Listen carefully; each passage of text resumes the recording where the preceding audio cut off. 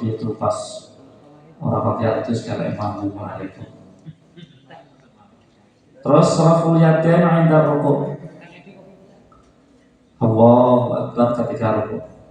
Jadi ada 4 tempat gitu.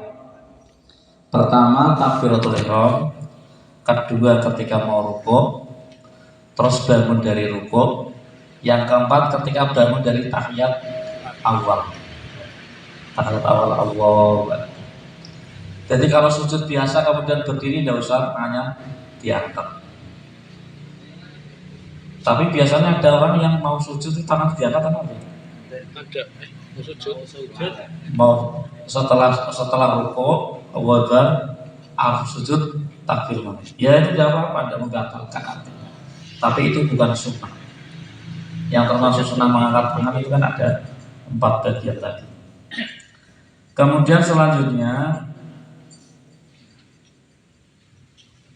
wawatul yamin ala shimal wa yakunat tahta sadri fokus. Jadi sedekupnya terus nggak? Allahu Akbar. Itu ada di atas pusar dan di bawah dada. Itu yang kemudian agak sedikit condong ke arah kiri sedikit. Tapi jangan banyak-banyak. Karena kalau kita lihat itu banyak orang yang sedekupnya macam-macam. Ada yang gini enggak? Ada yang gini. Ada yang jadi standarnya itu biasa saja. Jadi yang disebutkan itu ini. Apa ini belah-belah itu nanti cukup itu sebagai. Walaupun andekan tidak seperti itu tidak masalah. Karena itu merupakan sunat saja. Tapi itu untuk apa nih? Biar ketengaran dia sholat. Karena ada mazhab yang lain itu yang sholatnya biasa. Jadi orang yang seperti orang yang siap. Ini juga betul nopo. Tapi nak tekniknya ya dipantau wong kayaknya. Niku posisinya yang penting ada di atas pusar dan di bawah dada. Nanti apabila ada yang kurang jelas bisa ditanyakan. Selanjutnya tawajjuh atau doa iftitah. Doa iftitah itu dilakukan setelah takbiratul ihram dan sebelum membaca ta'awudz atau Fatihah. Ketika dia itu sudah masuk ke dalam Fatihah atau ta'awudz, maka posisi tempatnya doa iftitah sudah lewat, tidak usah diulang. Artinya Allahu Akbar, Bismillahirrahmanirrahim, pahalin orang ilmu iftitah misalnya. Kemudian dia ingat kembali ke iftitah, itu sebetulnya waktunya sudah hilang, fadilahnya pada tempat itu sudah hilang, karena dia itu sudah masuk pada lafal sebelumnya. Doa iftitah itu yang paling harus kita perhatikan. Di situ ada 2 kata yang mirip. Wa ma ana minal musyrikin dengan wa ana minal muslimin. Itu harus hati-hati. Jangan sampai salah kotak. Yang pertama tadi kan fatar sama kali. Kemudian la syarika lahu bidzalika itu wa ma ana minal musyrikin. Ada mahnya. Wa ma ana minal musyrikin. Ma itu menunjukkan tidak. Jadi saya tidak termasuk orang-orang yang musyrik. Dilanjutkan inna sholati wa nusuki wa mahyaya wa mamati lillahi rabbil alamin la syarika lahu bidzalika itu wa ana minal muslimin. Dan saya termasuk orang yang Islam atau orang yang berserah. Itu jangan sampai kebalik. Karena ma itu bisa merubah makna dengan makna yang sangat bertolak belakang. Wa ma ana minal musyrikin, saya tidak termasuk orang yang musyrik. Yang kedua, wa ana minal muslimin, saya termasuk orang yang Islam. Itu yang harus kita perhatikan. Sebetulnya doa iftitah itu macam-macam. Bukan hanya ini wajah lain, ada yang membaca Allahumma ba'id baina khotoya kama atau bina maghrib wal masyriq. Itu ada yang membaca seperti itu. Jadi versinya kata, versinya banyak.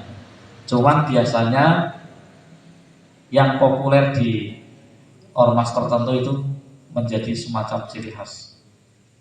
Kalau di NU itu biasanya ini wajah tuh. Kalau di orang-orang Muhammadiyah itu biasanya ba'id atau ba'id nama itu. Tapi dua-duanya qawarid. Artinya itu memang ada dari Rasulullah Shallallahu Alaihi Wasallam. Selanjutnya wal isti'adah. Setelah kita selesai membaca doa iftitah, maka kita disunahkan membaca ta'awudz a'udzubillahi minasyaitonir rajim. Lafalnya banyak. Ada yang a'udzubillahi samil alimi minasyaitonir rajim. Itu yang masyhur di kalangan kita ya, a'udzubillahi minasyaitonir rajim. Itu dibaca sebelum Fatihah. Sebelum kita membaca Fatihah. Dilanjutkan kemudian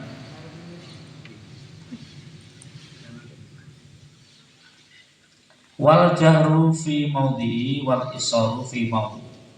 Jadi dalam bacaan sholat itu ada yang keras, ada yang lirik.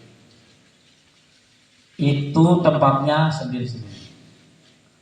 Tidak baik untuk diwala-wali. Walaupun itu pun tidak membatalkan sholat subuh. Jadi yang membaca jahr, membaca keras itu sholat subuh 2 rakaat itu jahr semua. Kemudian maghrib dan isya 2 rakaat di awal. Ulatan rakaatnya. Jadi 2 rakaat di awal maghrib dan isya. Itu semuanya ada di sholat malam.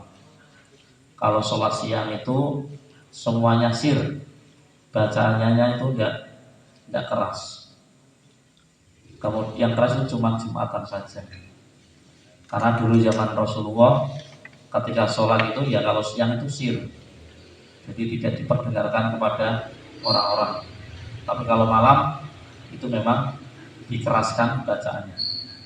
Dan itu menjadi satu isyarat bahwa ternyata di lingkungan kita kalau siang itu jamaahnya sedikit. Gitu. Jamaah itu yang paling favorit kan maghrib. Bisa subuh tambah sedikit mana.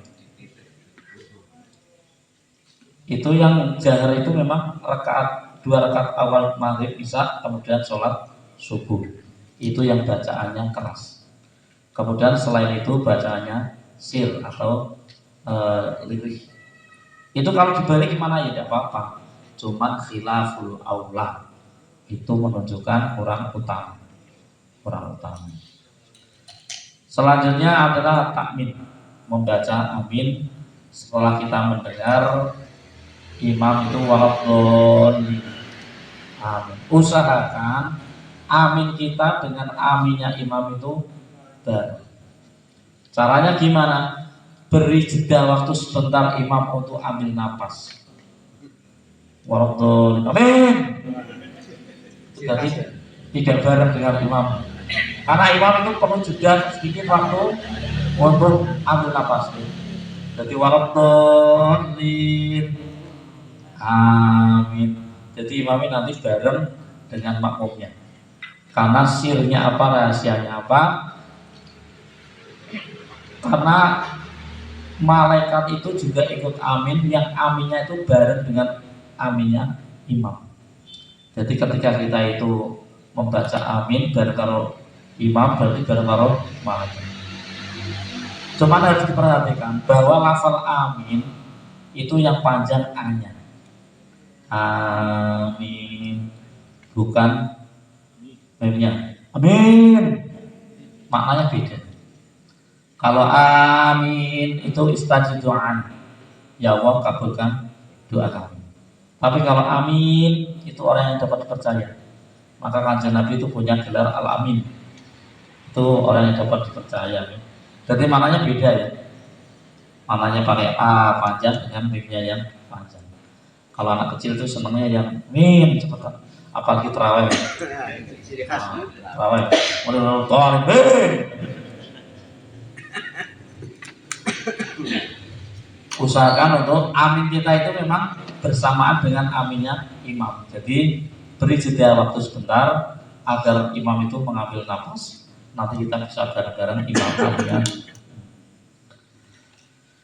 Lah itu kadang-kadang didahului dengan lafal Rabbi fil ada ya. Itu bentuk doa.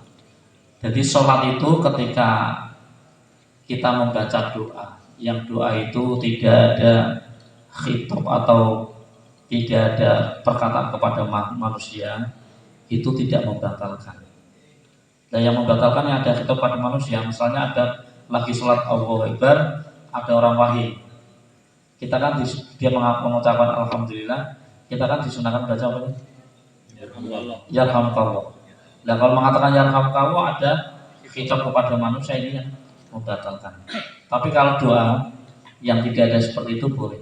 Rabbi firli wal walidayya, kemudian kita amin. Tapi ada yang tidak seperti itu tidak apa-apa. Yang seperti itu yang tidak masalah. Itu semuanya baik ya, karena bentuk dari doa. Kemudian setelahnya adalah qiraatus surah ba'dal Fatihah. Jadi yang tadi dijahar di bacaan yang keras itu setelah kita mengucapkan amin, bagi imam atau yang sholatnya sendiri itu dilanjutkan dengan membaca surat. Biasanya di surat pendek, paling favorit di kulhu ini, daripada nanti kadang-kadang ini bagi yang tidak hafal juga waktu itu nanti bisa akhirnya jadi wal asri ya. Terbukti ya. Baik ya. Ilal ladzina amanu wa amilus sholihati wa tawasaw hati wa tawasaw sabr. Itu kalau tidak hati-hati imamnya bisa. Atau kuliah itu muter. La amtu wa taftu wa la amtu wa la amtu wa la amtu. Orang-orang sing guri lakun. Malam walakum dinukum malam dolin. Allah repot malah. Itu bacaannya surat pendek, usahakan yang sedengan.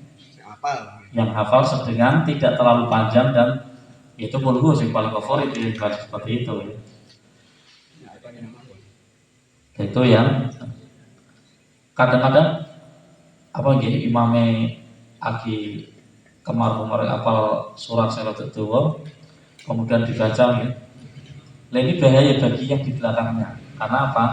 Itu nanti di belakangnya itu kan ada jamaah itu yang mungkin orangnya sudah sepuh, ada yang sakit, ada yang punya kepentingan. Maka orang yang imam itu harus dengan tidak terlalu panjang dan tidak terlalu pendek. Terutama terawih ini. Terawih ini biasanya nggak sing copot itu penumpang madu. Terawih kok copot biasanya waktu. Terawih kemudian suwi, yes. Malam dolin ini suwi atau assalamualaikum silang pada ini sedengan. Sebabnya apa? Nanti kalau terlalu cepat itu dia malah sing sepuh-sepuh kan. Mau jeblet sendiri kan nonton ya. Malah sepuh. Nomor 2 malah sing lemu kayak pulau. Duduk. Kesuwen yang malah sekarang seolah-olah ada kesuwen. Ini sedengan. Qiraatus surah. Qiraatus surah, pembacaan surat itu tadi dilaksanakan setelah membaca Fatihah. Jadi ada orang itu kalau membaca surahnya sebelum Fatihah itu tidak dianggap sebagai kesunahan. Bahkan ini yang pernah terjadi ya. Ada orang itu sholatnya jahar bacanya keras, tetapi dia itu lupa membaca Fatihah, langsung membaca surat. Kira-kira kita mengingatnya gimana ya? Lagi mau tarik dia apalagi rakaat kedua di saat kita sudah dalam posisi ikut sholat. Allahu Akbar. Bismillahirrahmanirrahim. Qul ya ayyuhal kafirun. Kira-kira kita mengingatnya dia. Subhanallah. Rumangsanya dia salah dengan Bismillahirrahmanirrahim. Subhanallah mana ini? Rumah dukul kok malah kok disalahkan. Nah ini gini loh caranya, itu nanti kita bahas ya. Cara mengingatkan imam yang belum baca Fatihah tapi sudah membaca surat. Masa langsung gatal kayak huruf Fatihah, gatal kan gitu. Nggak gatal. Nggak kongkot caci nih, nah ngomong ya gatal. Gitu. Makanya kan gitu. Ada yang ini bahwa fakih itu ada ini cara mengingatkan yang belum baca Fatihah ini ternyata belum ditemukan. Bagaimana makmum itu cara mengingatkan di saat dia itu imamnya memang belum membaca Fatihah. Nah, apakah di antara kita harus membatalkan salah satu atau reform ya? Itu enggak. Yang jelas membaca surat di sini itu disunahkan setelah membaca Fatihah. Setelah waladhdallin, amin, kemudian baru imamnya membaca surat. Terus selanjutnya wat takbiratu 'indal khafd, yaitu membaca takbir Allahu Akbar ketika mau turun ke ruku maupun ke sujud, kemudian bangun dari ruku bangun dari ruku itu membaca sami Allahu liman hamidah. Jadi cuman ini perbedaan satu saja yang mengatakan sami Allahu liman hamidah, yaitu ketika imam itu atau orang yang sholat itu bangun dari ruku. Kalau yang lain itu menggunakan takbir. Ya. Makanya takbir ada dua. Ada takbiratul ihram, ada takbiratul intiqal. Takbiratul ihram di saat kita memulai dari sholat. Dikatakan ihram karena hal sebelumnya dibolehkan, dihalalkan, begitu takbir kemudian menjadi haram semuanya, maka dikatakan takbiratul ihram. Kemudian takbiratul intiqal yaitu takbir ketika kita pindah dari satu gerakan ke gerakan yang lain. Itu yang disebut dengan takbiratul intiqal. Sami Allahu liman hamidah. Wa syab. Monggo kita mulai kegiatan yang sudah ditangkap di persilakan. Monggo Mas Rafiq dan atau mungkin ada yang menambahi, monggo persilakan.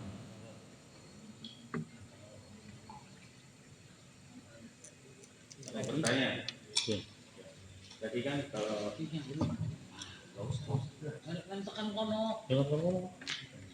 wow. Assalamualaikum Pak Kiai. Assalamualaikum warahmatullahi wabarakatuh. Iya, salam. Pangapunten iki kula den tanglet bertanya.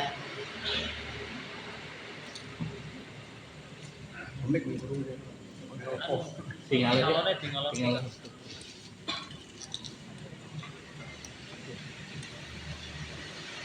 Assalamualaikum warahmatullahi wabarakatuh. Alhamdulillah, alhamdulillah wa syukurillah. Wassalatu wassalamu ala mursalin Sayyidina wa maulana Muhammadin wa ala alihi wa sahbihi ajmain amma ba'd. Yang saya hormati Pak Kiai dan seluruh jamaah pengajian rutinan malam Rabu. Kula yakin Kuramil Babinsa Kuramil Sonan Pawinangun ngapunten niki kula badhe tanglet kula nate riyen kula alami mengenai imam riyen pas mimpin iman salat Idul Fitri. Kejadian menika pas kula niku satgas. Ngantos gantos imam niku ping 3 Pak Kiai. Nggih salah terus di Al-Fatihah. Salah terus. Aku ping 3. Terus niku sing hukume pripun niku Pak Kiai? Ingkang nomor kalih kula badhe tanglet mengenai nek Pak tentara niku kan tugase teng pundi mawon. Kadang ditempatke ngapunten tangan iki ada ditempatke wonten selain muslim, non muslim. Nah, niku kadang niku kan ditempatke teng kadang teng rumah kosong niki. Terus nggih nek menindakaken masalah niku 5 waktu nggih wajib. Nah niki sing kula tanglepke mengenai tempat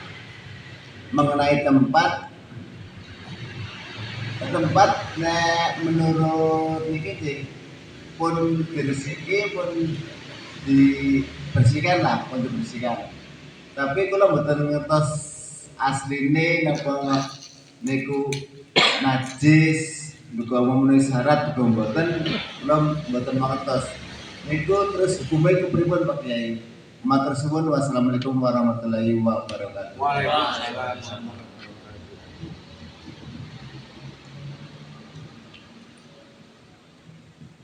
Wow, digentosnya sebelum Pak. Salah Idul Fitri. Jadi maksudnya imamnya ngentut atau Salah Al-Fatihah, salah. salah terus. Al-Fatihah. Al-Fatihah juga salah.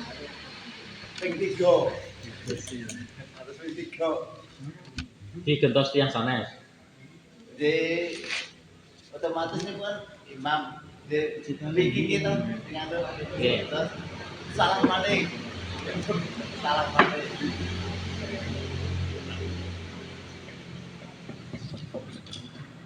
Atas ping 3 kawan Oke. Itu menawi kesalahan yang fatal ya, itu membatalkan sholat. Jadi kalau memang itu dalam sholat dalam jamaah itu ada yang namanya istikhlaf. Istikhlaf itu ketika imam pertama kentut, rakaat pertama sampai kentut kemudian pergi ya. Maka yang belakang ini harus mengganti dan tidak perlu mengulang dari awal, tinggal meneruskan nanti sudah dapat rakaat berapa. Tapi kalau dalam proses tadi penggantian grogi no free phone, maksud Fatihah itu apa ya Pak? gua dulu kira Oh, Nah, misalnya salah berarti untuk nyalahke. oh demot ke tapi niku mboten niku. oke. Pak Ibu saya kata selatan ya. Jadi kalau memang itu nanti Fatihahnya keliru, yuwayyirul ma'na atau ada di sulah non yuwayyirul ma'na, itu memang bisa membatalkan sholat. Ketika Fatihahnya keliru, maka sholatnya juga akan keliru. Ya tadi diganti dengan orang lain tidak masalah, tapi dimulai dari awal lagi, istinaf dari awal. Terus tadi mengenai masalah tempat, bahwa nahnu nahkumu bil dzawahir, kita itu menghukumi secara zahir. Artinya ketika kita itu sholat, di situ tidak ada telek, tidak ada cecek dan seterusnya, maka kita lihat itu secara zahirnya adalah suci. Bahkan Rasulullah pernah ngendika, inna ardi masjidun. Jadi buminya Allah itu merupakan tempat sujud. Jadi dimanapun kita berada itu bisa sujud, asal tidur di situ jelas-jelas tidak ada najisnya.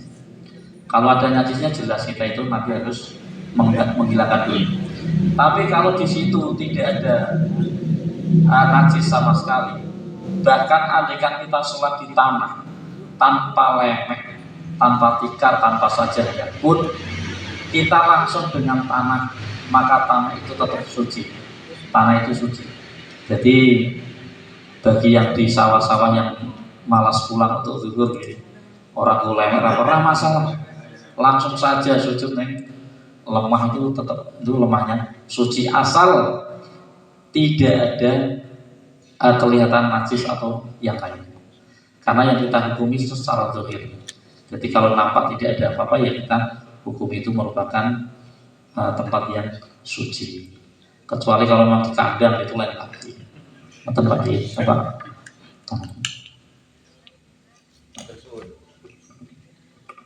Duit begini. Kalau sami Allah liman hamidah.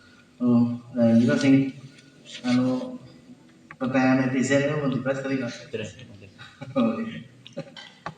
contohnya kitab itu. Oke. Kemarin yang ada di Berinan itu Habib Rizal anu apa sini ada koreksi sedikit tentang kunut ya, tentang kunut. Kemarin setelah menjelaskan ternyata dibuka lagi di kitab itu di Busrul Karim itu ternyata ketika kita lupa gitu, ada 2 kasus ini khusus buat orang yang sholat sendirian dan imam karena imam mesti kudu manut imam kan ya sing sholat sendirian atau yang jadi imam ketika lupa doa kunut lupa kelingan poin sebelum niki batuke nemplek poin sebelum batuke nemplek walaupun tangan dengkul driji udah nempel sebelum batuke nemplek itu masih boleh naik lagi niku naik dari awal itu lupa maksudnya atau dari awal itu memang orang niat doa kunut ini orang doa kunut itu yang awal lupa. Terus kasus kedua dari awal dia tidak mau kunut caranya kawanan lah ini sholatnya bangsa bangsawan gitu bangsa taniawan subuhane jam 09.00 subuhane jam 09.00 gitu bangsa taniawan arep doa kunut kan izin dari Tuhanan kunut kan izin terus dia niat orang kunut karena mungkin banyak orang ya mungkin soalnya banyak orang terus akhirnya orang niat kunut tapi setelah wis nopo sini setelah mudun meh arep sujud berarti meh arep sujud mesti yang nama bahasanya usulkan itu akrobu ila sujud jadi wis melewati batas ruku maka kembali lagi itu haram dan batal sholatnya karena talabus bil fardhi ini bahasanya talabus bil fardhi jadi dolanan lah mengalahkan yang fardu mendahulukan yang sunnah itu haram dan menjadikan sholatnya batal jadi dibedakan nopo kasus ini ku lali utawa sengaja nek sengaja ini meninggalkan wis tekan bar nopo sini ku mendekati sujud kok munggah maning iki batal sholatnya. Nah, kemarin berbicara kan apa jenenge tidak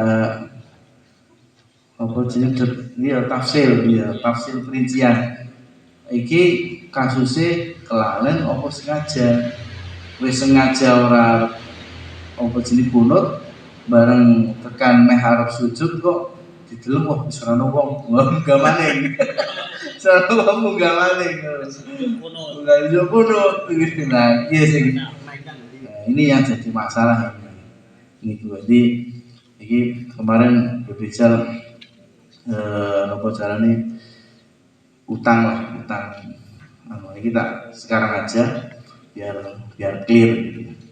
Jadi paham ya itu sangat dipahami terus intinya ditafsir lupa dan tidak lupa ya asal pokok belum apa jenis sujud turun nempel ke batuk isi-isi munggah utawa pas tasawuf awal kan itu sunat apa juga tasawuf awal munggah asal urung sujud mati sujud boleh turun lagi itu bagi imam atau seorang yang munfarid karena makmum ya wajib melu imam.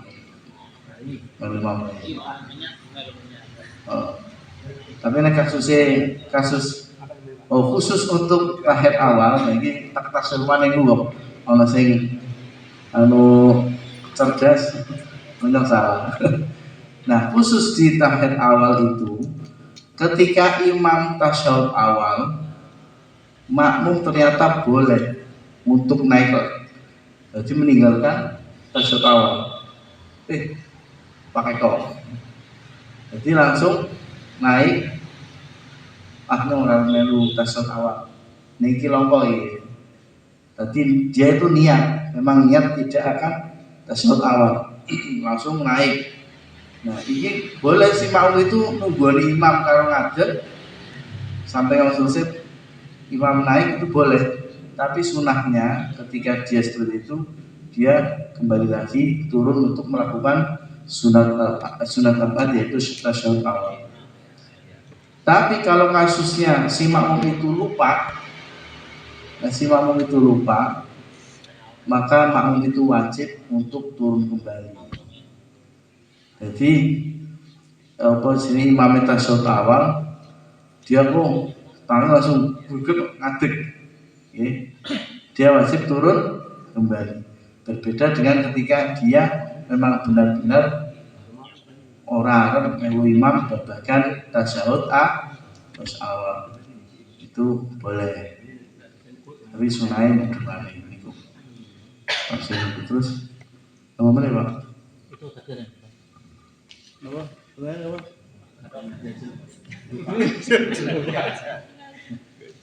Niku keterangan niku duwe teng Bajuri sing terakhir. Nah sing apa jenenge se doa kunut niku wae visual kareh mana. Mang Kosim, tanya Mang Kosim. Perbedaan hari. Tapi wau Pak itu banyak yang ketika masalah Fatihah umpamane napa imam kelarin Fatihah langsung suratan badan enten kitab-kitab jarang itu sing bahas cara ngimutaken. Tapi nek cara seniki makmume maca Fatihah langsung nyauri mana buatan lagi mau maca subhanallah tetap buatan paham kan. Terus makmumnya nyauri maca Fatihah Bismillahirrahmanirrahim Alhamdulillahirabbil alamin seru. Niku isalah kan buatan batalakan. Contoh niatnya Pak. Nyate. Kalau tambah itu batal. Kalau mengingatkan, niatnya itu mengingatkan. Makanya niatnya harus sampai dikir ya. Ini. Lagi misalnya zikir maca Quran tapi kanthi lafal sing imam lali.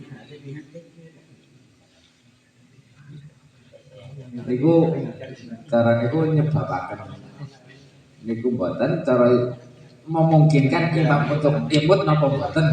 Kira-kira nyebabaken batal napa mboten. Atau istilahnya memungkinkan imam untuk imut dalam hal Fatihah atau betul. Lah nek cara pemahaman kula pancen boten enten dasare nek cara iki. Tapi nek cara dipakai itu memungkinkan apa betul. Istilahnya gue antisipasi ada imam yang lali maca Fatihah langsung suratan. Itu kan enten padanane ya. Jadi ketika kita sholat kemudian ada orang yang assalamualaikum, maka kita bisa menjawab dengan Quran, tapi niat membaca Quran di samping itu juga mungkin mengingatkan ya. Assalamualaikum udkhuluha bisalamin aminin. Itu kalau niatnya itu zikir kemudian mengingatkan tidak apa-apa. Oh berarti tapi itu pada paham Pak. Saya sholat yuk paham, saya jadi tamu yuk paham. Oh dipersilahkan untuk masuk. Jadi jenengan nonton, makanya nonton lagi sholat. Assalamualaikum. udkhuluha bisalamin aminin. Berarti paham. Atau mungkin di saat kita sholat ada orang nyelang cengkrong. Di sholat nyelang cengkrongnya, kita bisa jawab dengan ya Yahya khudil kitab biquwwah. Kayak jodewe ning kono. Enak padha pahame, Pak. Nek padha ora pahame mung ngenteni rampungnya sholat. Artinya kita bisa dialog dengan orang tapi menggunakan Quran. Tapi niatnya tetap dengan niat zikir, baca Quran, kemudian juga tambih atau mengingatkan. Tapi kalau khusus mengingatkan saja, itu bisa menjadi batal. Ya. Kisah bisa diterima, Pak. Jadi ada yang baca Fatihah keras, tujuannya zikir, kalau baca Quran itu wow. Tapi tujuannya mengingatkan ini, khusus hanya mengingatkan saja itu yang nanti bisa menjadi batal. Untuk yang lain. Itu di semua tempat ya. Jadi lagi ruku, mono duduk-duduk. Iya, di semua tempat. Di semua tempat dalam gerakan sholat ya. Iya, karena kita dalam posisi sholat yang boleh diucapkan kan satu zikir, dua Quran ya, cuma doa. Bismillahirrahmanirrahim. Mau bertanya nih Gus, Pak Kiai. Ini sebenarnya kasus unik yang ada di musola sebelah RT saya, yaitu imam membaca dengan bacaan keras. Nilalah gingging ini kok luwih kenceng meneh. Nah, niku kasusnya berikut. Makmume luwih seru. Bacaannya juga beda. Nah, niku pas suratan. Nyaman saya. Anu rada Rada kurang buat ngomongnya. luwih. Orangnya jago. Nek arep ngelingno pripun carane mbok motong. Jadi itu di suratan. Di suratan ya. Jadi secara nggak langsung kan mengganggu konsentrasi imam. Jadi imamnya nonton suratan kita kudu seru. Yo. Udah kalah seru. Itu mungkin kalau si Mamu kan udah tua, misalnya tadi kendaraannya kurang, jadi dia bacanya kelasnya besar. Jadi kendaraannya kurang ya. Kurang paham kalau itu. Tafsir.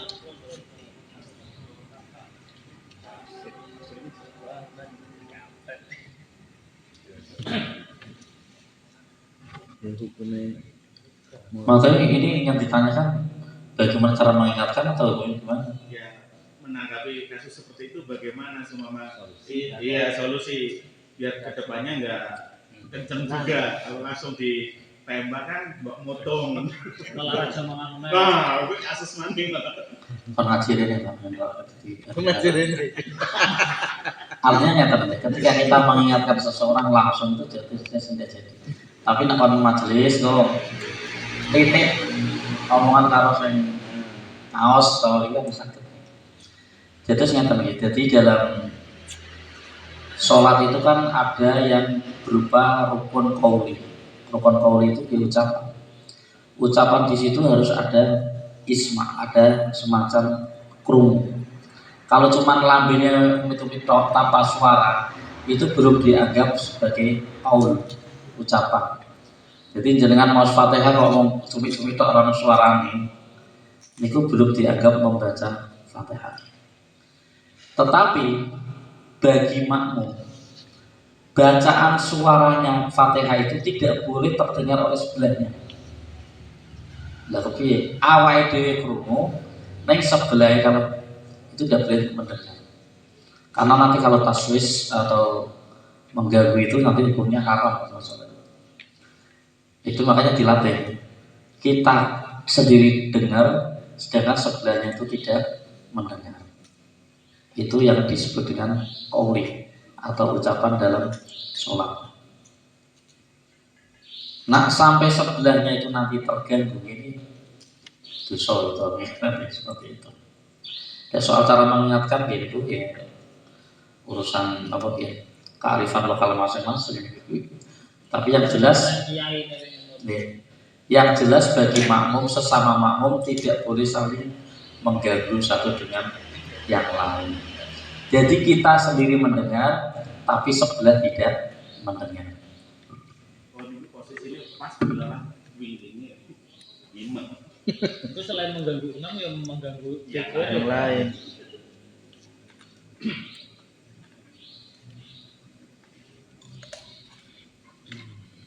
Apa solusinya dipepet apa?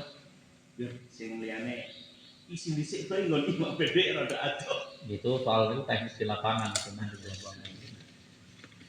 Ya bisa iki. Anu wis tua banget kok. Ya belum tuh. Ini maksudnya ada orang yang kurang pendengarannya, ya taruhlah budak lah misalnya. Itu memang suaranya rata-rata keras. Rumangsane dia awet dikit kemudian. Padahal yang lain itu berbeken.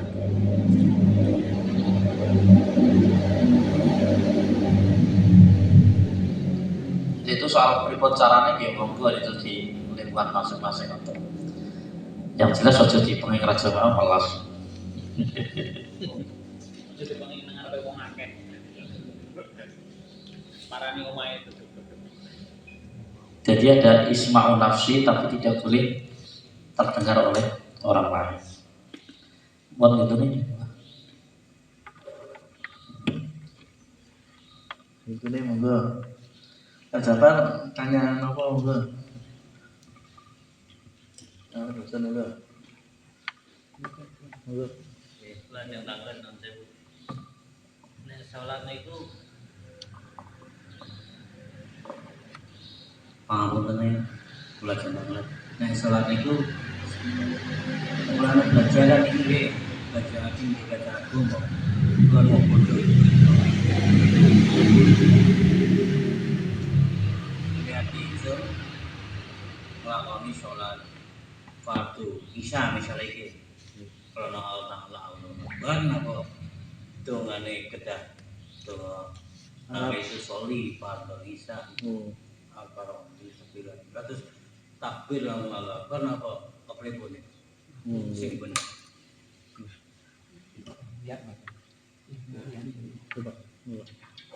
Niat. Terus niat ngeten.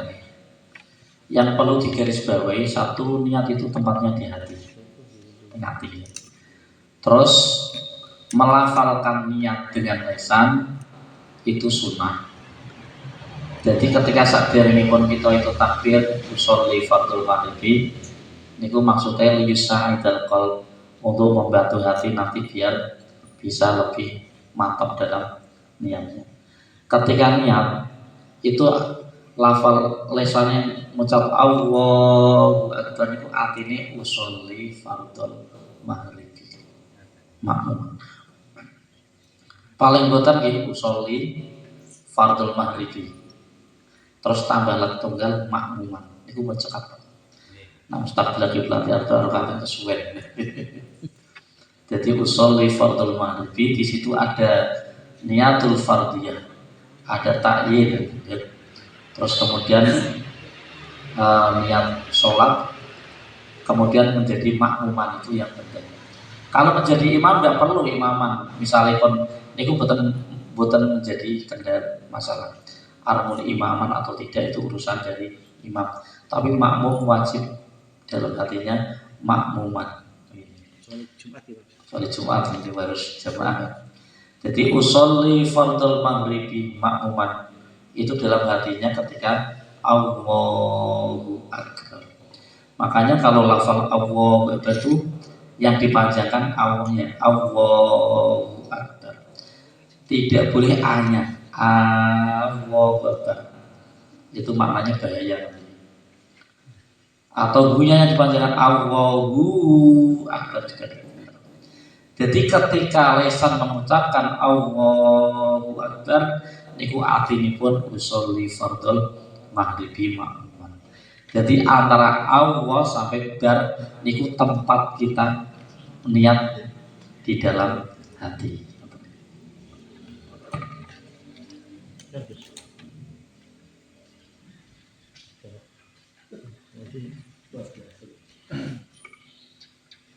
Paham dereng? Paham nggih. Jadi mboten kudu nganggo bahasa Arab. Bahasa Jawa mawon menapa asal meliputi poin-poin yang tadi disebutkan tiga itu.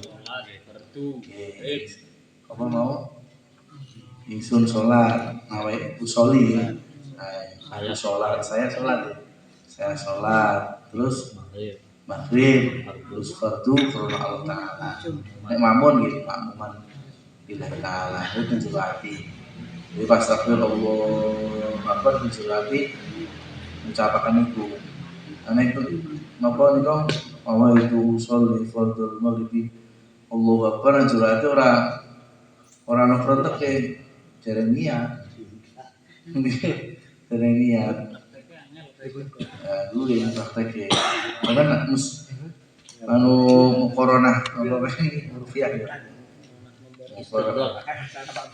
Iya, jadi sing penting ono sing nyerempet pas ngucapaken takbir niku mbok niku sing nyerempet niku pas akbare utawa pas teng Allah niku ono praktek niat ingsun salat maghrib fardu karena Allah Ta'ala, makmuman fardu karena Allah Ta'ala niku.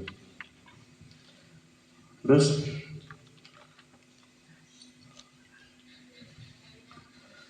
panjangnya panjangnya takbir niku kan ono wong sing Allahu Akbar sono meneh sing Allahu Akbar karena reteke suwi gitu. Orang nyantel kan ono. Kuliner ada batasan enggak? Kan perlu dibahas. Ono sing takbir Allah. Tahu menang lah ada. Ono ada. Iya itu. Allah. Kata sih ngoten niku. Bahkan Imam Kula to mriku nang Temanggung. Pancen wis sepuh. Kudu bae asis jalan. Nek arep mulai salat niku takbir iso anu. Dadi kula pas nang mriku wong anyaran kan gayane nang arep ya. Wong wis komat yo mengarep ya. Komat mengarep. Wong kula siap-siap langsung ngatur nang arep. Wong iku wis jago. Isi udah jago lho. Sate kan guyu-guyu. Jebul ya kuwi imame suwi banget. Wow. Alhamdulillah. Bismillah. Itu takbirnya suwi. Oh, suwi banget. Ono 10 menit lho. Wah, gitu. Ini harus paham terus. Akhirnya jago mesin lah. Itu kan imame mulai set. Akhirnya takbir. Wah. Nah, itu kayaknya ada batasan ya Pak. Batasannya itu nek cara tajwid apa? Itu berapa alif, berapa harokat. Mungkin ada yang pernah Ya niku ya. Jadi kalau ada orang takbir Allahu Akbar, saya kira niatnya belum jadi. Karena memang kita perlu nata niatnya. Allahu Akbar. Jadi itu kependekan betul ya. Jadi kepanjangan juga tidak baik, Pak. Panjang. Itu maksimal panjang yang ada dalam tajwid itu 6 harokat atau 5 alif ya? 3 huruf 6 harokat. Nah, ketukan kan?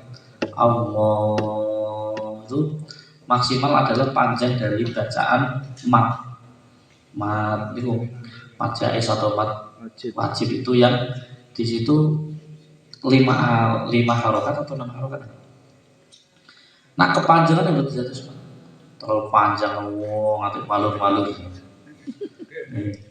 Itu batasan yang ada di situ memang batasan yang ada dalam tajwid.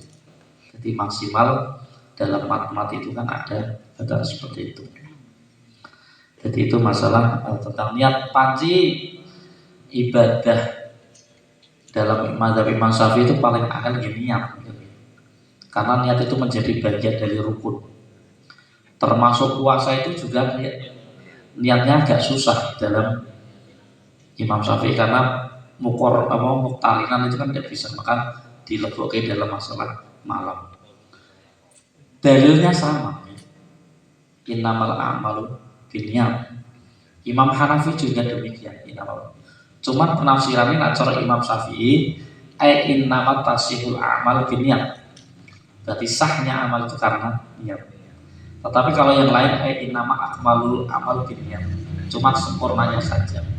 Jadi andaikan mereka tidak niat bertenang-tenang dalam mazhab Abu Hanifah, Maliki atau Hanafi itu di antara kedua. Makanya dalam masalah niat ini sangat dibahas panjang lebar dalam mazhab Syafi'i kita.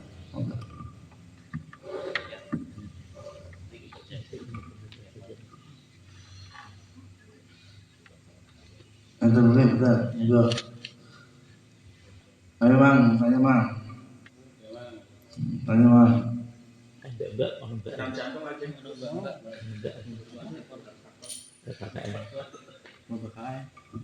Mbak mau tanya betul, monggo Mbak. Mau, mau.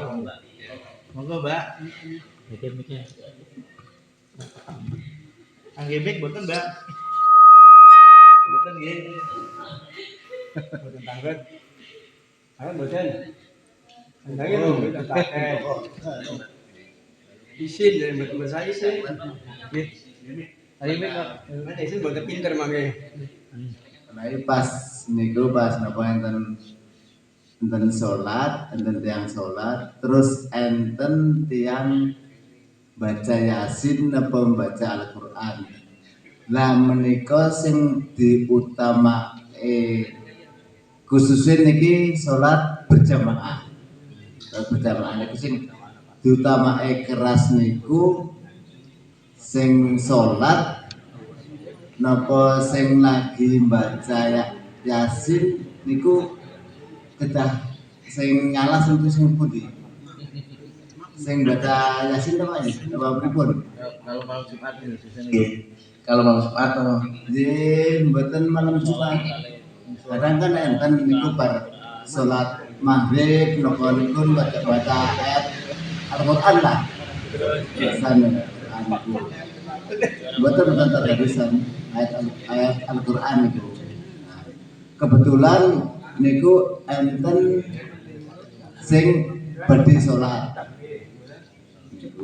Niku nek umpame sing baca Al-Qur'an niku keras, otomatis niku ganggu nggih yang salat. Terus pundi niku hukume matur suwun.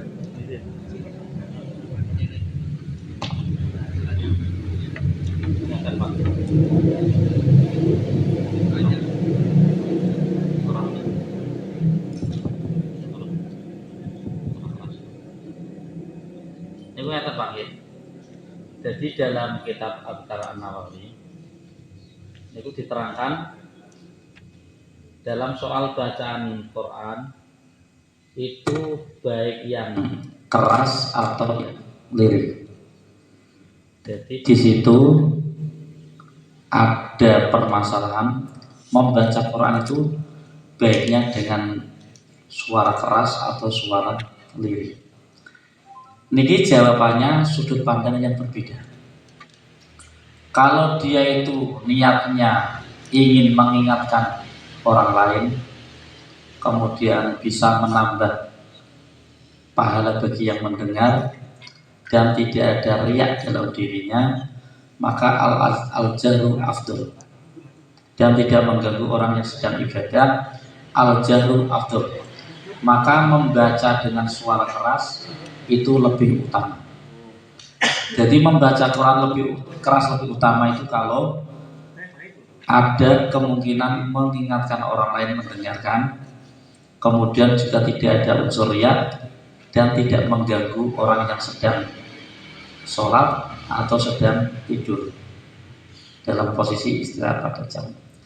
Tetapi di saat ketika kita membaca Quran, terus di situ ada yang terganggu, orang yang sedang sholat atau bahkan orang yang sedang tidur dalam istirahatnya, di waktu jam istirahatnya, maka membaca Quran seperti ini haram hukumnya. Makanya perlu diketahui bahwa tadarus di waktu Ramadan melewati jam 10 atau 11 itu pakai corong bawah, jangan corong atas. Itu nanti mengganggu orang yang sedang tidur istirahat, yang besok pagi dia punya pekerjaan yang harus dia kerjakan. Itu kalau sampai terganggu, maka dalam posisi seperti ini al-israr afdol, dia lebih baik merendahkan suaranya. Makanya nanti kalau ada orang baca Quran, sebelahnya sedang sholat, usahakan baca Qurannya lirih dengan suara yang rendah. Itu perbandingan antara membaca Quran dengan keras dengan membaca Quran dengan suara rendah. Niku lebih tentang kitab Bughya, sesuai dengan kitab Bughya. La yukrahu fil masjid al jahru bidzikri bi anwa'ihi wa minhu qiraatul Qur'an illa in syawasha ala musallin aw adzana iman. Jadi jane maca seru zikir utawa maca Quran iku jane ora makruh nek maca teng masjid utawa teng musala. Tapi nek ganggu wong sing salat utawa wong sing turu niku nggih masalah. Jadi bal in katsura at-ta'adzir haruma nek luwih akeh apa jenenge le ganggune maka haram fa yumna'u minhu hina idzin kama law jalasa ba'dal adzan yadhkurullah ta'ala wa kullu man ata lis-shalah jalasa ma wa shawasa 'ala musallin fa illam yakun sama taswisun ubiha. Tapi nek maos Quran niku seru di kanan kiri niku wong salat niku tidak merasa terganggu. Fa illam yakun sama taswisun ubiha bal nutiba, bahkan disunahkan linahwi ta'limin illam yakhuf riya, disunahkan dengan tujuan mengajarkan zikir jika tidak takut riya. Berarti wong temriku kira-kira keganggu boten. Nek kira-kira keganggu berarti haram.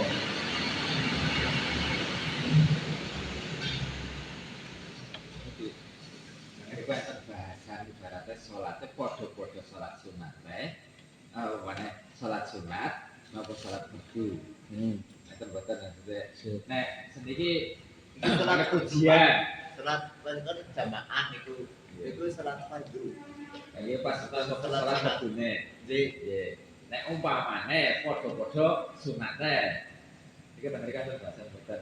Mane kula ajeng sholat qobliyah wajib apa iku siji dipotongnya Quran seru. Jadi podo-podo sunate. Iku diucapkan sing penting kan boten.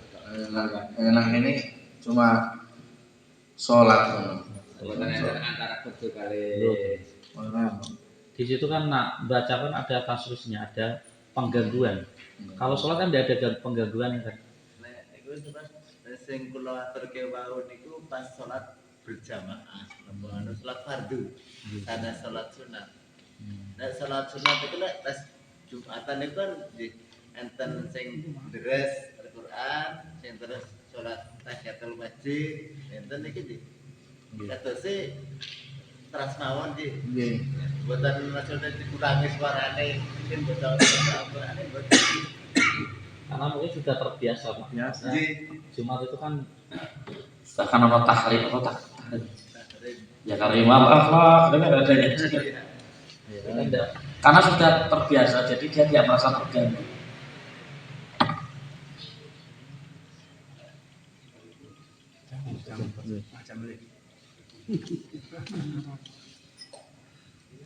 Itu ini. Terus intinya nek ganggu ya haram, nek boten ganggu malah sunat. Oh, lagi. Kaya zikir niku, kaya zikir bar salat, niku kan biasanya imam zikirnya seru. Ya kan, dikira seru kan. Dikira seru wiridan. Nah itu kan, nah imam maca seru niku mergo kalau mulang, nyate kalau mulang jamaah. Kan jamaah ora mesti wong iso zikir kabeh. Iku dadi mulane matane seru. Tapi serune ya kayaknya yo kira-kira ya ora seru. Jadi selalu awal dong. Subhanallah dari itu. Oh nggih, betul nggih. Nggih. Betul kodim nggih. Ayo tutup kodim. Wiridan Seru. tekan dongane Militer ya. Ya ya, militer sekali. Militer kan. Iya iya. Niku ngenten sangat ya Pak. Dados ngenten. Wiridan lirih kuwi ana sanate, wiridan banter ya ana sanate. Nah wiridan banter men ora ngatur. Ben ora napa nggih tersibukkan dengan yang lain. Ini madhabe Sayyidina Abu Bakar itu kalau wiridan itu. La ilaha illallah keras. Kalau Sayyidina Abu Bakar itu lirik, kalau tadi Sayyidina Umar itu lirik, itu memang ya ada dua-duanya aja. Tinggal konteks di lapangan itu yang lebih tepat yang mana. Makanya di sini indahnya Islam dengan perbedaan itu sebetulnya konteks-konteks yang ada di lapangan akan merujuk pada yang paling tepat yang mana. Jadi bukan untuk dibentur-benturkan. Monggo. Assalamualaikum warahmatullahi wabarakatuh. Alhamdulillah tambah pengalaman dadi urung dadi paham gamblang bang. Itu termasuk sholat barang ya wong turu barang ya aja diganggu. Nggih napa mboten? Nggih. Dadi iki enten penambahan sedikit tentang pertanyaan. Nah itu kan mau tentang kaitannya apa nggih? Ngaji. Terusan kula bahas tentang wong nggawa bocah. Bocah kan anak diatur, tapi penanganan kepriben, hukum kepriben, wong sing gawat bocah, wayah hati jamaah. Kis tugase kono kali dhewe iki kula boten mausan, jadi kula rada pengen ngertos hukum anu jenenge apa boleh kunut babagan kunut nggih. Sunat kunut ya, kunut tentang kunut baik. Kunut iku diletakna selain sholat subuh boleh boten. Pun cari kamu niku Wis di jawab ya nanti. Makan dulu. Itu sing kunut itu kemarin udah dijawab sama Habib Rizal bahwa boleh di selain sholat subuh kan nona sholat witir ya di sholat witir atau kunut nazilah di semua sholat boleh kunut nazilah. Pas Jumatan boleh iya boleh semua sholat boleh, cuma ngomong sit kudune imam. Jadi sebelum sholat jamaah sedoyo mengke badhe kunut nazilah. Jadi pas orang kaget. Orang nyungsep. Orang lain nyungsep. Boten niku boten demoke boten. Tapi kan ada otomatis sing sap ngarep niku kan Bok lalen. Nggih. Kan iku kan boten biasa. Saya ini di Nggih, saya muahli moro-moro. Mangke anu salat niku tambahi kunut nazilah. Jadi makmume niku siap-siap. Jebul bar pengumuman imam itu sing kelalen. Gue banget itu.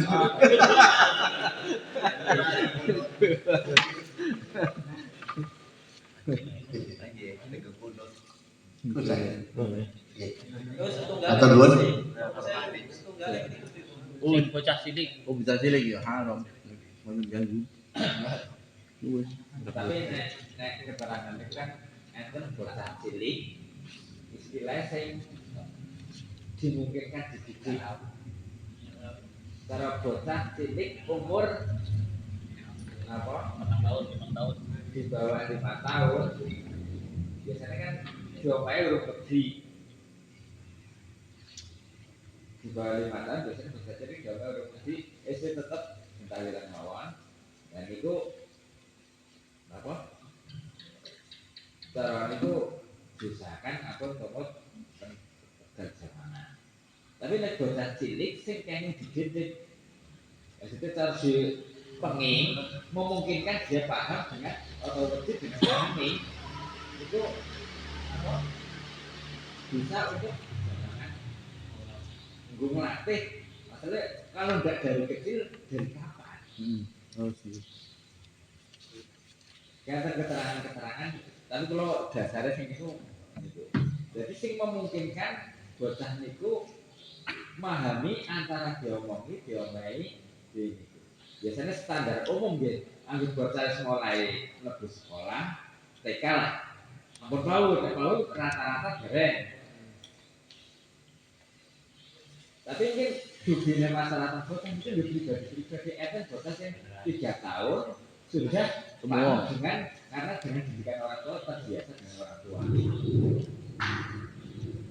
tapi secara umum memang jauh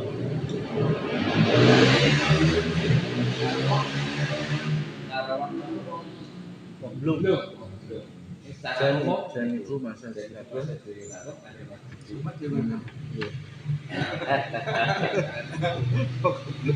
buat tadi keterangan ini ya itu jadi bijak lah kita itu memang secara tekstual ora oleh ya mau belum buta cilik ora oleh tapi kan kita harus bijak niku ini ono wong nggo anak niku niate apik niku mesti ngelatih aku bareng iya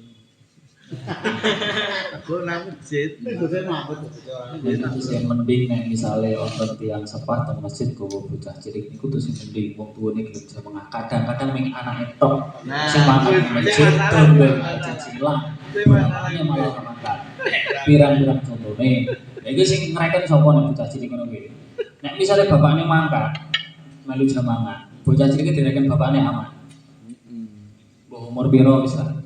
Iki paling sing di briefing bapak. Lah sing repot meneh ya, anaknya mangkat nang masjid pecicilan, dolen pecicilan. Ning bapaknya malah blas ora jamaah lagi piye? Tuane mamane bilang blas. ya harus ngomong maksudnya di sing wis duwe anak nek aku anu urung Masalah ke rumah, iki mau gua ki ngomongin bocah ku aja petakilan makan masjid bae. boleh beragam Tapi nggih wonten nilai positif ketika niki nek kasuse ngeten iki garek ngomong wong biasa napa ngomong kiai nek cara kula.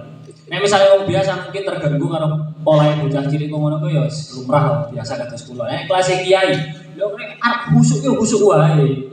Ora usah ngreken bocah cilik pecicilan jembali kan joger wali nyemplung kali pisan wis bodoh wae. Khusuke urusane wong salat karo Gusti Allah. Bisa usah bahas bocah cilik pecicilan arep khusuk wae kok. Dadak arep khusuk kok dadak digantungaken karo bocah cilik anteng iki kan lucu. Nek kelas kiai tapi nek kelas kula gitu. Nggih niku kan masyhur enten cerita Kanjeng Nabi nalika salat kan ditunggangi putune sehingga sujudnya suwi. Ana sahabat saking mandar gajik yang tangi dalam arep suwe. Jika kan dia tunggangi putune Hasan ke Husain. Nah dari kemasyhuran cerita ini kan berarti Kanjeng Nabi nyumbangkan anak kecil untuk di masjid ya atas niku. Tapi untuk misalnya tadi ada anak yang orang tuanya tidak ikut, itu kalau bisa pihak takmir itu menempatkan anak kecil-kecil itu di tempat yang bareng tersendiri, jadi nanti bisa lebih mudah untuk diawasi kan tadi. Itu soal itu kan tadi di lapangan. Masalah khusus katanya betul, masalah itu betul. Jadi ngeten ya, ada seorang itu yang dia itu berkata pada anak-anak cucunya, aku nak turu ke jorean, neng nak aku sholat kowe rean ora apa-apa. Artinya kekhusyuan seseorang itu memang itu kita langsung dengan Allah, jadi tidak terganggu dengan kondisi di lingkungan sekitarnya. Ini kan kelasnya, iya. Bahkan sampai kelasnya sahabat itu badannya tertancap oleh panah, kalau ditarik gitu saja nanti sakit. Ketika sholat tidak sakit. Kenapa? Karena kekhusyuan konsentrasi betul kepada Allah. Itu kalau orang-orang yang sudah sampai pada tahapan seperti itu. Tapi untuk memudahkan itu memang harus ada penempatan anak-anak di tempat yang khusus, jadi nanti lebih mudah untuk diamati.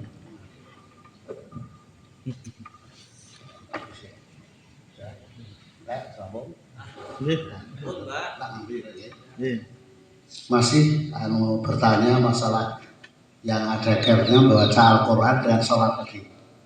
Nah, ini saya belum lama ngaji yang masalah ini. Doa yang dibaca oleh imam.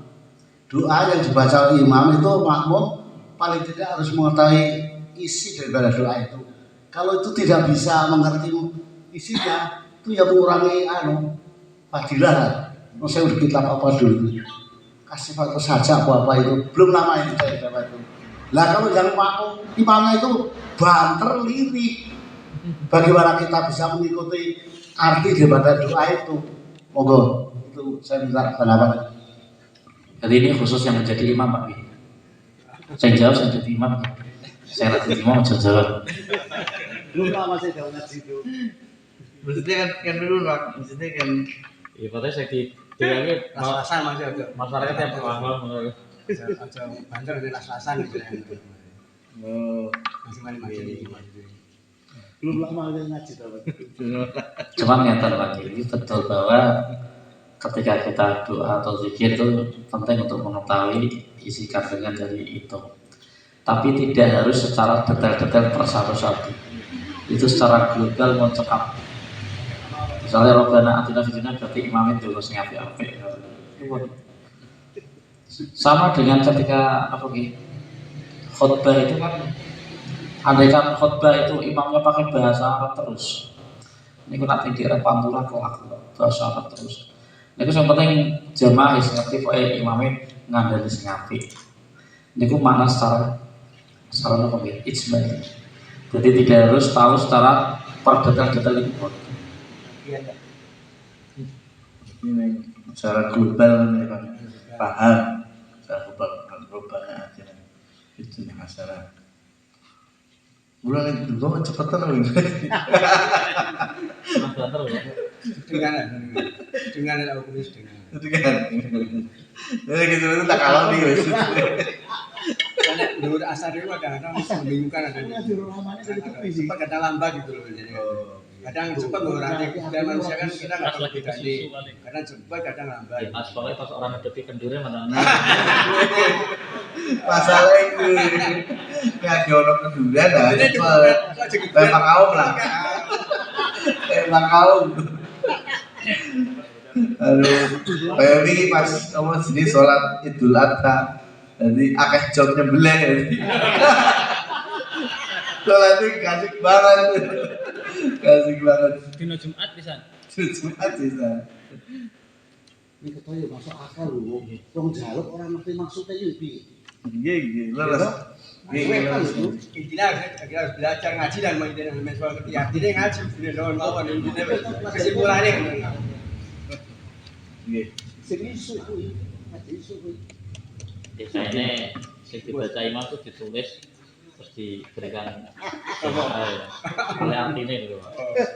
Tapi nek masalah donga niku cara ibaratnya kita bocah.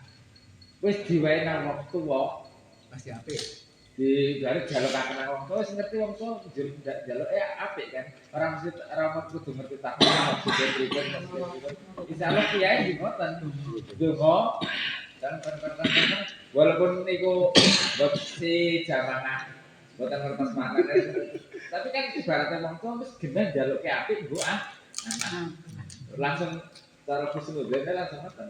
Baliknya secara umumnya kemasyarakatan kalau anak karo wong tua kiai karo santri langsung balik niku.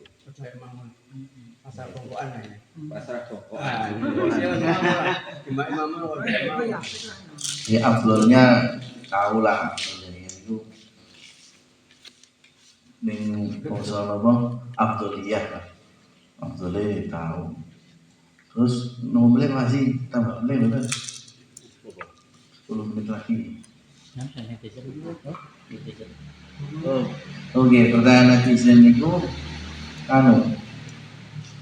salam kedua sebelum salam pertama terus ngentut. Berarti kan batal sholatnya. Nah itu hukum salam kedua gimana? Hukumnya apakah masih tetap sunnah atau haram atau makruh? Jadi yang sholat assalamualaikum terus ribut. Niki wonten kita tahu saya dipun terangkan atas taslimatus wa tahrumu in arado ba'da taslimatil ula munafin kahadasin au khuruji waqti jumatin au niyati iqamatil lil qasim. Terus ngeten iki. Ketika orang itu sudah salam yang pertama, assalamualaikum warahmatullah, kemudian kentut, maka haram bagi dia itu untuk salam kedua. Berarti cukup salam pertama itu sebagai sarana untuk keluar dari sholat. Li anna taslimatasannya wa ilam takut juz'an minaswah ya bitawabinya. Soalnya apa? Salam kedua itu menjadi ikutan dari sholat walaupun tidak menjadi bagian. Makanya ketika kita nanti setelah salam pertama assalamualaikum, kemudian ada sesuatu yang membatalkan sholat, maka salam kedua hukumnya haram. Misalnya nih, assalamualaikum warahmatullah, langsung ketiga nanti cecek, otomatis kita kan dalam posisi najis, maka kita haram untuk melafalkan salam yang kedua. Maka cukup salam pertama itu saja yang kita bacakan. Ini yang ada dalam kitab Tauhid karangan Imam Nawawi. Wa tahrumu in arado ba'da taslimatil ula munafid, sesuatu yang menghilangkan keabsahan dari sholat. Kan hadasin au khuruji waqti sholat Jumat.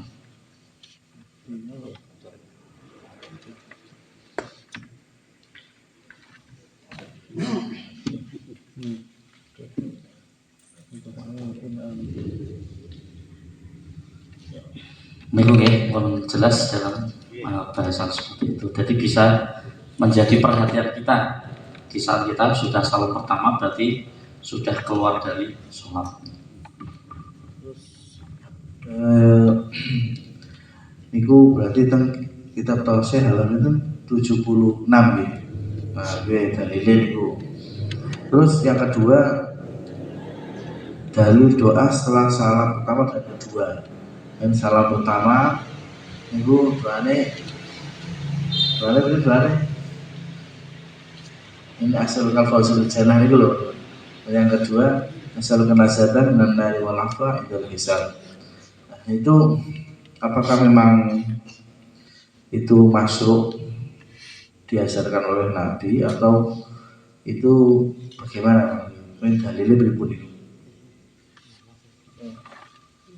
Terima kasih.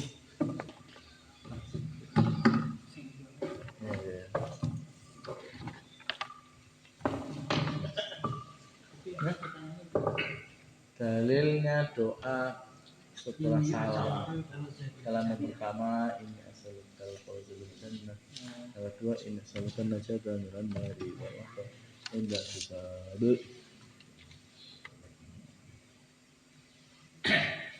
Baru bertemu besok kenapa bu? BPR. Mungkin nanti saya tahu dalilnya. Kalau Farid nanti Farid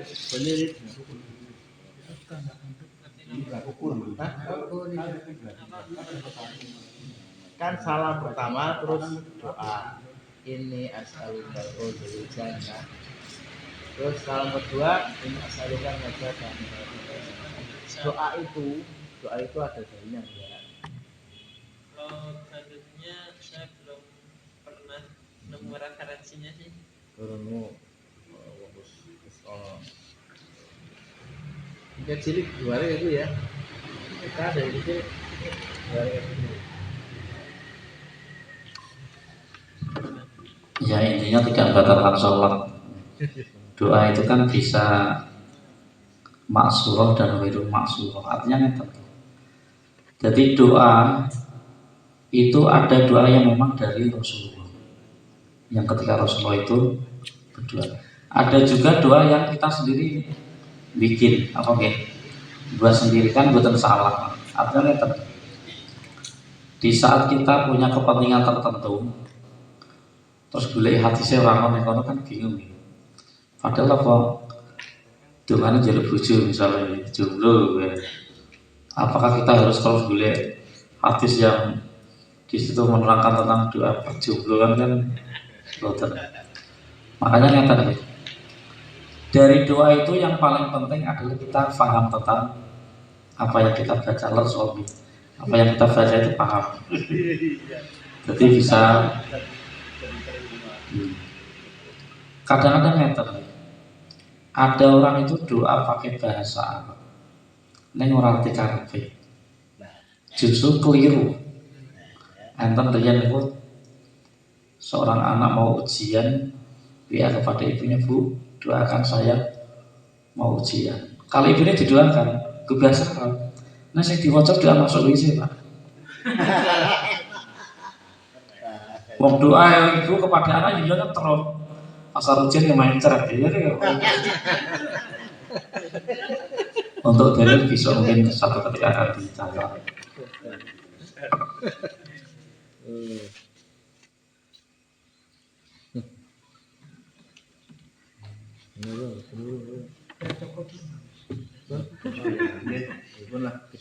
GPR ya ini sing maksudnya secara ini kan belum ada takbirnya, biar lebih mantap kan kita bacakan yang ada dalil di kitabnya. Ini ku buat PR mawon. Kesimpulannya, jadi kesimpulan malam hari ini pertama bahwa af'al sholah itu ada tiga ya. Ada pergerakan sholat itu ada tiga. Satu rukun, dua sunat hayat, tiga sunat apa ini yang kita bahas. Rukun itu nanti bisa menjadi batal atau mungkin ada tajis tertentu untuk bisa tidak batal. Kemudian kalau sunnah apa itu ketika kita tinggalkan disunahkan sujud sahwi. Kalau sunat hayat tadi ini tidak. Kemudian di sini diterangkan bahwa jumlah dari sunat hayat itu ada 15, cuma belum terbahas semua. Di sini tadi ada pertanyaan bagaimana salam kedua setelah terjadinya sesuatu yang membatalkan sholat, itu ternyata hukumnya haram, tidak bisa kita laksanakan. Terus tadi dari Pak Tentara tadi bertanya tentang sholat kita di tempat yang kita itu tidak tahu najis dan tidaknya. Asal tidak ada keraguan, maka kita yakini itu sebagai sebuah kezahiran bahwa tidak ada najis yang ada di situ. Jadi kita ini secara hukum yang kita lihat itu secara zahirnya. Tidak perlu kita niti-niti sampai detail-detail nanti justru memberatkan diri kita sendiri. Pokoknya asal di situ tidak ada najis, asal di situ tidak ada sesuatu yang menyebabkan najisnya tepat, kita itu boleh sholat di situ dan hukumnya sah. Ini kesimpulan yang bisa saya sampaikan. Monggo kita laksanakan, Pak. Alhamdulillah telah kita laksanakan musyawarah malam ini maupun bahasa ini, dan mungkin masih banyak kekurangan, kita lanjutkan besok malam Rabu depan insya Allah. Kita tutup dengan bacaan hamdalah bersama-sama. Subhanakallahumma bihamdika asyhadu an la ilaha illa anta astaghfiruka wa atubu ilaik. Allahumma inni istaghfirtuka wa qara'tu farduhu ilayya inda hajati ilayhi.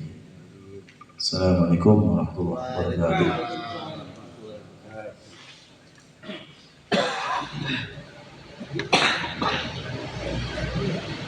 Kalau mau lebih jelasnya bisa 4 mata.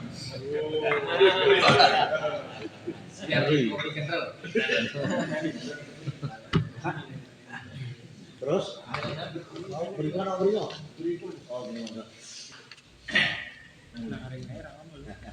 Tidak dulu. itu diajarkan dari kecil.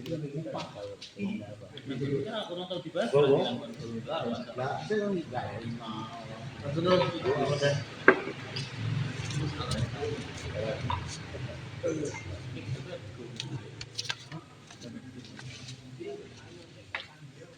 ajaran orang tidak.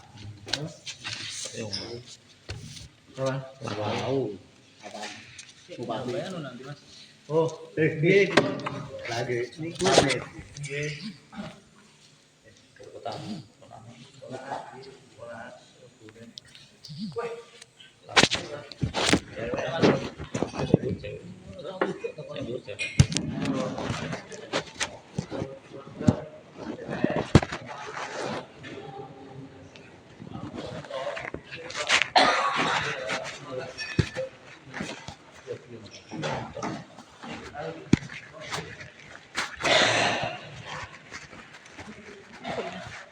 Itu sebenarnya kita wis 3 orang.